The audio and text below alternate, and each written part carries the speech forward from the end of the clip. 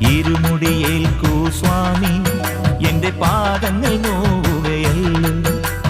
കാടിന്നിരുൾ മുടിയാകെ മലങ്കാറ്റേ തുലയുകയാ. കാട്ടാനകളുടെ മേട്ടി കരിമ്പുലിയുടെ മൂളൽ കേട്ടു. തുണയിവിടാരുമില്ല, ആരുമില്ലൻ പൊന്നയ്യപ്പനേ.